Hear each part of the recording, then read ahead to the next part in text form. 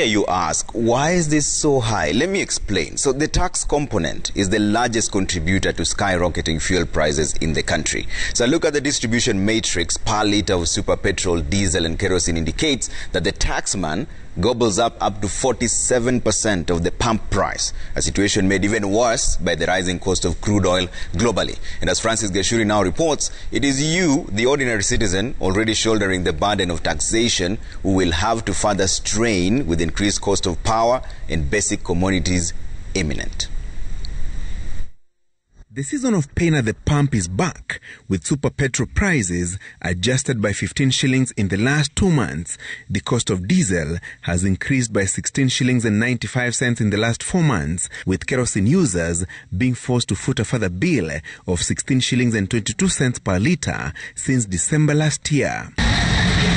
But a look at the new fuel prices announced yesterday indicates that the tax component was the largest consumer of the petrol, diesel and kerosene pump prices. So actually, our taxes are more than the cost of laded fuel in Mombasa.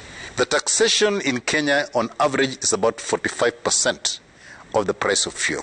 For every litre of super petrol retailing at 122 shillings and 81 cents, Kenya Revenue Authority KRA gets the lion's share, with taxes and levies consuming 57 shillings for fuel whose landed cost is 49 shillings and 84 cents. Oil marketing companies' margins and pipeline transport get a combined share of 14 shillings and 55 cents. Excise duty, road maintenance levy, value-added tax, petroleum development levy and import declaration fees are among the key revenue components for the government. For each litre of super petrol at the pump, for every litre of diesel retailing at 107 shillings, the government makes 45 shillings in taxes and levies, and 39 shillings for every litre of kerosene sold at 97 shillings and 85 cents. Now, why excess duty so high? It is because excess duty is a duty that is supposed to stop you from consuming that particular item that it has been applied to. So normally that is applied to things like cigarettes, alcohol, nini vitu kama hivyo.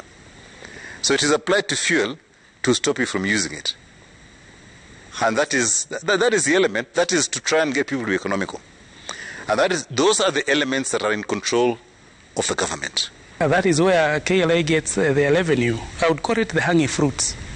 One of them is the fuel industry, the sin tax, the beer and the cigarettes. So that is why the prices always go up, because it is an area that is heavily taxed.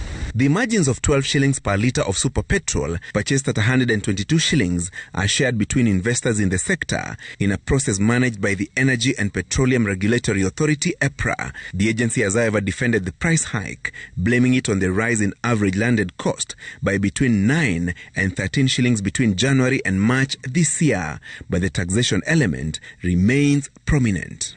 And if you take from last year, when COVID started up to now, the price of fuel has gone from $40 a barrel up to about $68, $69 a barrel now. So that price has been going up since that time last year. But what happened, the government removed some of the taxes.